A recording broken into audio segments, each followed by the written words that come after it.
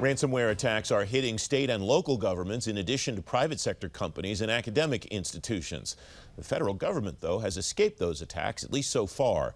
Daniel O'Donohue is Senior Vice President for Defense Programs at OWL Cyber Defense.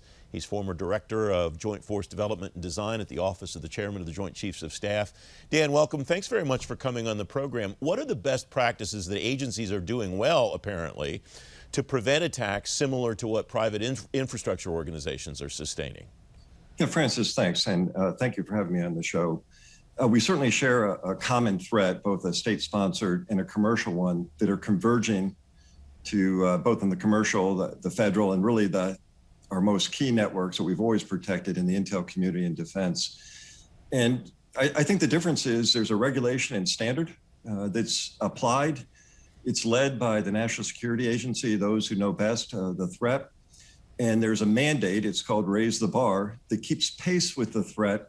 It's a constant game, but we're at a threshold point that we share across commercial and federal. The offense, the cyber offense, has exceeded the cyber defense as expressed in software-only solutions. And so there's been a risk analysis and there's been an adjustment to how we deal with that imbalance that needs to migrate to the commercial industry. The first conversation I remember having in this space 15 years ago with Mark Foreman revolved around how does one get ahead of the bad guys? How does one stay ahead of them? And the decision at the time and throughout the interim has been no one's sure if we can. Where are you on that spectrum, Dan? Is it possible to get ahead of the bad guys and anticipate what the threat, how the threat landscape will evolve? It is. There is nothing as 100% cybersecurity. And what you don't want to do is compromise mission performance, right? You want to be able to protect and share. So with those qualifications, there absolutely is a way to restore what I see as a current imbalance. My job before coming to industry on the Joint Staff was dealing with those who seek to undercut our defenses through cyber. These would be China, Iran, Russia, Korea, a threat that is could be potentially crippling, and they saw a weakness. The military response was, hey, the way we fight is through the exchange of information, right? That we fight jointly, that our victory is in that. And so we doubled down. What was perceived as a vulnerability by the threat actually became a strength, but it required a shift in the technology. This goes back to kind of Benjamin Franklin, for the want of a nail, the want of a horse, the loss of a battle. I would argue that the software-based solutions have failed. We reached the limit and they were never satisfactory. And what we have now is a new technology, a new nail, if you will. This is hardware enforced, hardware separated, immutable controls that allow us to have a more comprehensive layer defense and turn some of the weaknesses on our networks into the strongest points of security.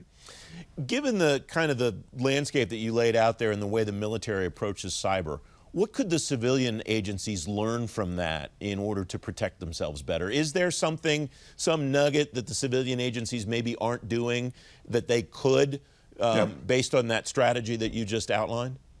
Yeah, Francis, I can think of a couple things. I think the first one is having a risk equation, a risk management framework that's appropriate to the threat. When IT first started, I think industry kind of fumbled with what's the return on investment with these aids. We're well beyond that, right? The importance of data and information technology is predominant. It defines businesses now. But what you can't get is a return on investment in cyber defense. It differs, right? It's not in the equation. And so you see this perverse effect, almost pathologies in industry. If you have to look at the pipeline exploit, there's an obvious vulnerability. What caused firms to put themselves at such peril? Almost every day we see at it.